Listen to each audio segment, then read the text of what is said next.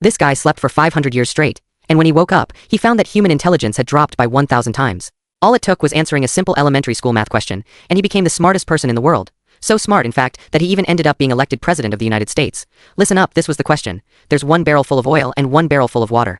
How many barrels are there in total? 2. He said. Everyone was stunned. Oh my god. That's the first person to get it right in 100 years.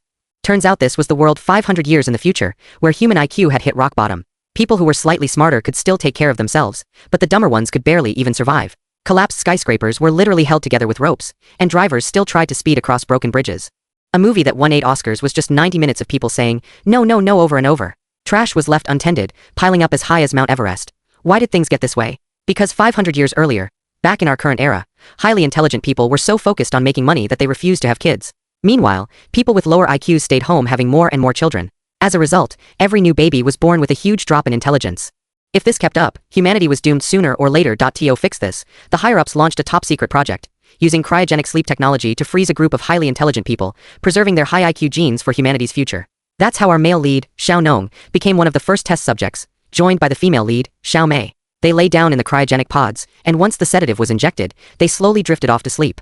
The plan was only supposed to be a 1-year test run, but the very next day, the project leader was arrested for a crime, and the lab was torn down right after.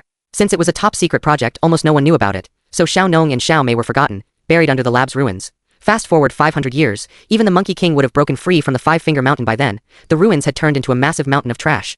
One day, a garbage truck pulled up to dump its load. The last aluminum can fell, and boom! The trash mountain collapsed, triggering a huge avalanche. Tons of garbage came rushing into the city. Xiao Nong's cryogenic pod got swept up in it and crashed into a family's house. The switch broke, and finally, our male lead, Xiao Nong, woke up. He'd slept for 500 years.